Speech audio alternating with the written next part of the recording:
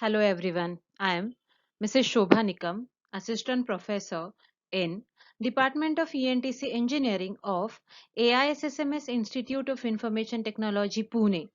In this video, we will discuss different satellite subsystems.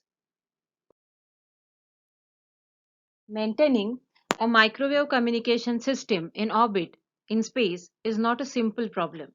So, communication satellites are very complex, extremely expensive to purchase, and also expensive to launch. Communication satellites are usually designed to have a typical operating lifetime of 10 to 15 years. The operator of the system hopes to recover the initial and operating costs well within the expected lifetime of the satellite.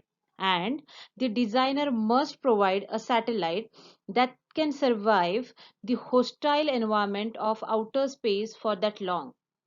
In order to support the communication system, the satellite must provide a stable platform on which to mount the antennas, be capable of station keeping, provide the required electrical power for the communication system, and also provide a controlled temperature environment for the communications electronics. So, in this video, we will discuss the subsystems needed on a satellite to support its primary mission of communication. And the required subsystems are attitude and orbit control system, telemetry, tracking, command and monitoring subsystem, power subsystem, and most important, communication subsystem. Attitude and orbit control system is used to keep satellite in a fixed orbit. This subsystem consists of rocket motors that are used to move the satellite back to the correct orbit when external forces cause it to drift off station, and gas jets or inertial devices that control the attitude of the satellite. So the system is used to move the satellite back to correct orbit. Telemetry, tracking, command and monitoring. These systems are partially on the satellite and partly at the controlling Earth station.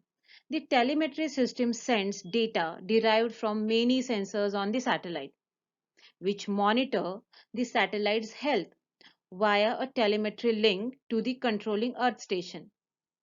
In opposite way, the tracking system is located at this Earth station and provides information on the range and the elevation and azimuth angles of the satellite. Repeated measurement of these three parameters permits computation of orbital elements from which changes in the orbit of the satellite can be detected. Based on telemetry data received from the satellite and orbital data obtained from the tracking system, the control system is used to correct the position and attitude of the satellite. It is also used to control the antenna pointing and communication system configuration to suit correct traffic requirements and to operate switches on the satellites. All communication satellites obtain their electrical power from solar cells, which convert incident sunlight into electrical energy. Some deep space planetary research satellites have used thermonuclear generators to supply electrical power. But because of the danger to people on the Earth, if launch should fail and the nuclear fuel be sprayed over an inhabited area, communication satellites have not used nuclear generators. So, power system consists of solar panels to convert solar energy into electrical power. It consists of batteries that store power and supply the satellite when it passes into Earth's shadow. That means during solar eclipse. The communication subsystem is the major component of a communication satellite and the remainder of the satellite, which consists of remaining subsystems, is there solely to support it. Frequently, the communications equipment is only a small part of the weight and volume of the whole satellite.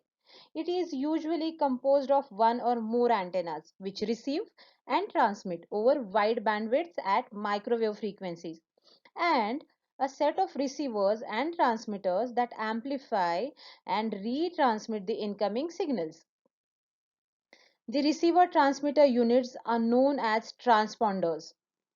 There are two types of transponders in use on satellites: the linear or bent pipe transponder that amplifies the received signal and retransmit it at a different, usually lower frequency, and the baseband processing transponder, which is used only with digital signals, that converts the received signal to baseband, processes it, and then retransmits a digital signal.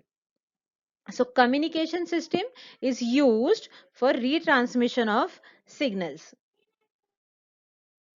Now you all must be familiar with different components or subsystems present on the satellite and uses of each and every subsystem.